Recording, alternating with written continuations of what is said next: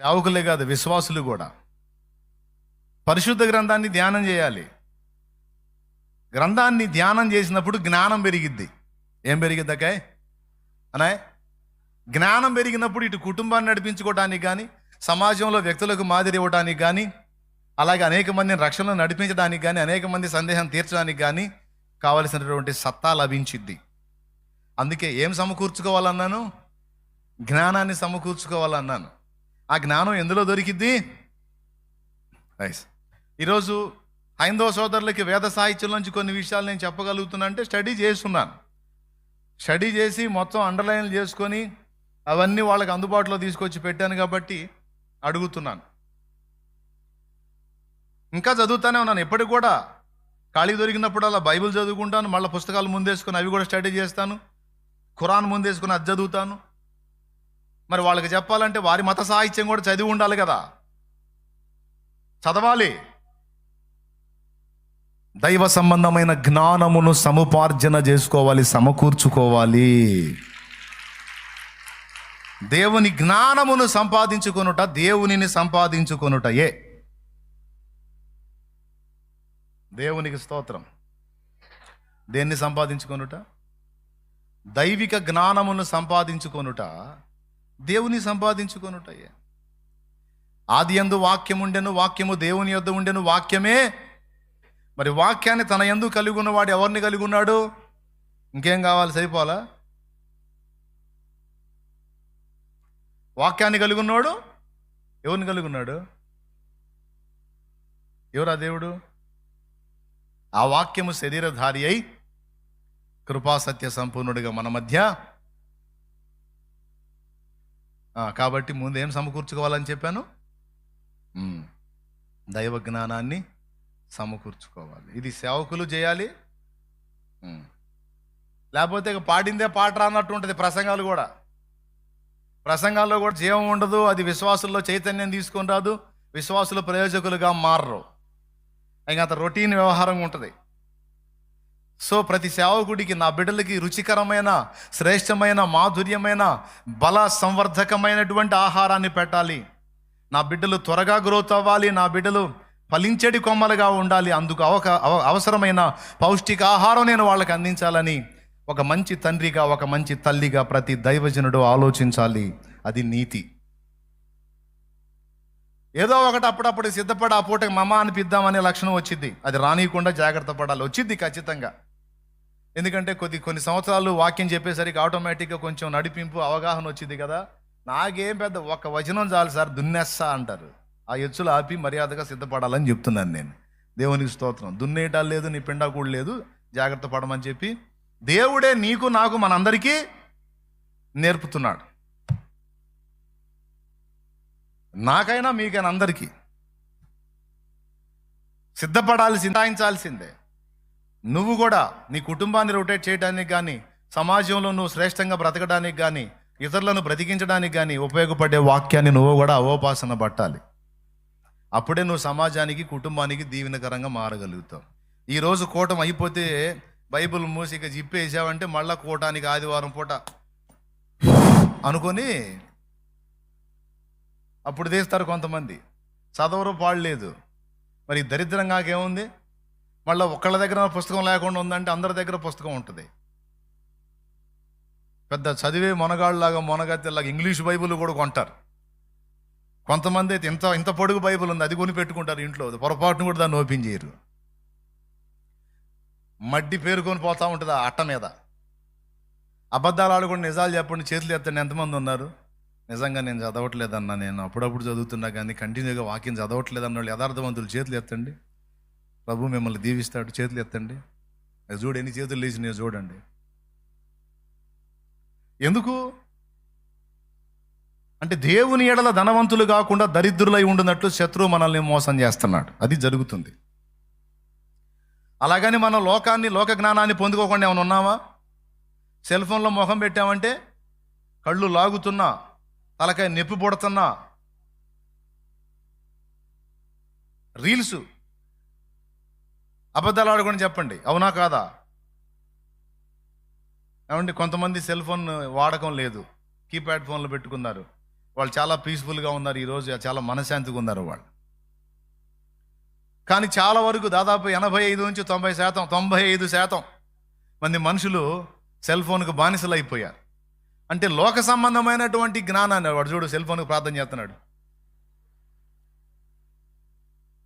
అది జోక్ కోసం కాదు, రియల్ అది. ఈరోజు సేవకులకి, విశ్వాసులకి, అందరికీ ఇక అదే దేవుడు అయిపోయింది. ఓ సెల్లా స్తోత్రం హల్లెలూయా అన్నట్టు అయిపోయింది.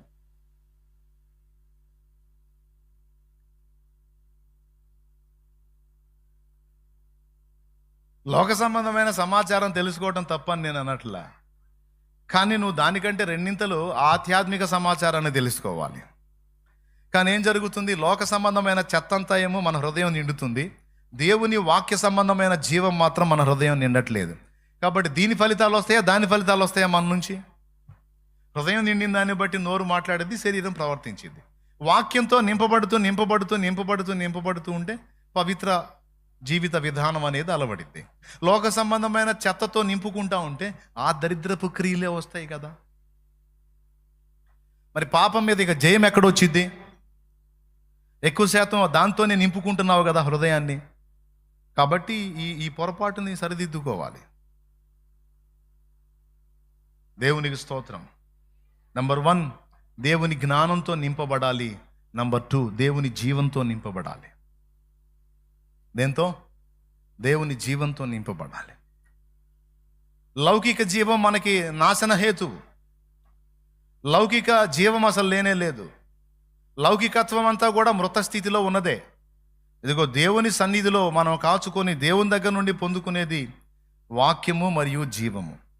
ఎందుకంటే ఈ మాట యేసు ప్రభువే చెప్పాడు, నేను మీతో చెప్పిన మాటలు ఆత్మయు జీవమనై ఉన్నవి అన్నాడు.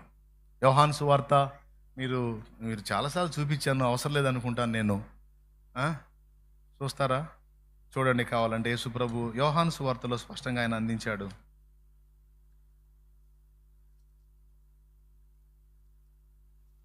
యోహాను సువార్త 6వ అధ్యాయము 63వ వచనం చదువు. ఆత్మయే జీవింపచేయుచున్నది, అది శరీరము కేవలము నిష్ప్రయోజనము. నేను మీతో చెప్పి ఉన్న మాటలు ఆత్మయు జీవమునై ఉన్నవి.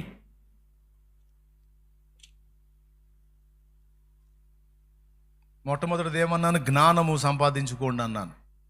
దేవుని వాక్యము జ్ఞానము కూడా అయి ఉన్నది. దేవుని వాక్యం, యేసయ్య మాటలు జ్ఞానమై ఉన్నవి.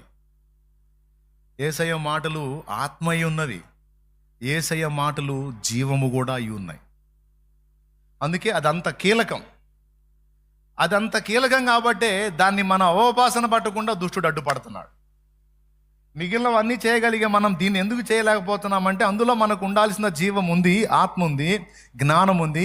అది మనం స్వతంత్రించుకొని ఇతరులకు ఆ జీవాన్ని, ఆ ఆత్మని, ఆ జ్ఞానాన్ని పంపిణీ చేయకుండా వాడు అడ్డగిస్తున్నాడు. ఎవడు అడ్డగిస్తున్నాడు? లూసిఫర్ అడ్డగిస్తున్నాడు. దీన్ని వివేచనాపరులైన భక్తులు తెలుసుకోవాలి, మారు మనసు పొందాలి, దిద్దుబాటు చేసుకోవాలి, దానికి సమయం కేటాయించాలి, ఒకరినొకరు పురికొల్పుకోవాలి, రేపుకోవాలి.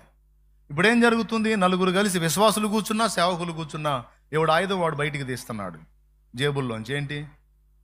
సెల్ ఫోన్లు. ఒకడు మొదలు పెడతాడు, రాత్రి ఒకటి చూశాను బ్రదర్ అంటాడు.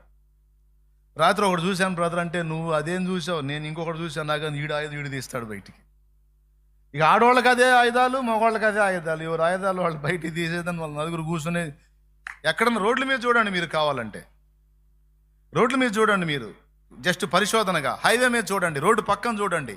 ఆఖరికి ఆటో కోసం, బస్సు కోసం నిలబడ్డాడు కూడా గిలక్కాయలు ఆడాడుకుంటూ ఉంటారు. అన్నప్పుడు బైబిల్ ఓపెన్ చేసి ఆ భక్తి రంజన కార్యక్రమం ఇంతటితో సమాప్తం అన్నప్పుడు దాన్ని మూసిగా ఆ బైబిల్కి చెప్పేసి ఇక ముక్తి రంజని కార్యక్రమాన్ని మొదలు పెడుతున్నారు. శతవారం అంతా. దేవునికి స్తోత్రం. నా చిన్నప్పుడు రేడియోలో వచ్చేది ఆకాశవాణి భక్తి రంజని కార్యక్రమాన్ని అని భక్తి గీతాలు వేస్తూ ఉండేవాళ్ళు. ఇప్పుడు భక్తి అట్ట అయిపోయిందంటే చర్చికి వచ్చేటప్పుడు భక్తి రంజని,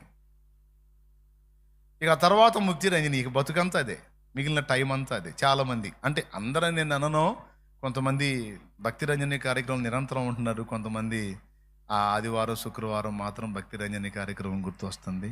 అది కూడా ఎందుకంటే మళ్ళీ ఆ మాత్రం దేవుణ్ణి కొంచెం లాలన చేయకపోతే సావగొడతాడేమో, లేనిపోయింది మళ్ళీ సమస్యలు వస్తాయేమో అని కాసేపు దువ్వటం అనమాట. దేవుణ్ణి కాకాపట్టడం, అయ్యో మళ్ళీ రాలేదనుకుంటావేమో, నన్ను హాజరు వేసుకున్నావా, శుక్రవారం వచ్చాను, ఆదివారం వచ్చాను, వస్తానే ఉండాలి, మళ్ళీ నన్ను తేడా లెక్కలు వేసుకునేవు, వస్తానే ఉండాలి, మళ్ళీ నువ్వు నన్ను కళ్ళు ఎర్ర చేసి చూడవాకు, చల్లగా చూస్తుండు అని దేవుణ్ణి దువ్వటానికి అనమాట. ఈ శుక్రవారం ఒకటి, ఆదివారం ఒకటి దేవుణ్ణి దువ్వటానికి భక్తి రంజని కార్యక్రమం. ఇక తర్వాత అంతా శతరంజని కార్యక్రమం, ముక్తి రంజని కార్యక్రమం. నేను ఉన్నదన్నట్టు చెప్తున్నాను, మీరు ఆలోచన చేయండి, అది రైట్ కాదు. దేవుని వాక్యం విషయంలో మీకు అందించాను. ఏమండి, ఈ వాక్యంలో మనకేముందని చెప్పాను? 3 ఉన్నాయి. జ్ఞానం ఉంది, ఆత్మ ఉంది, జీవం ఉంది.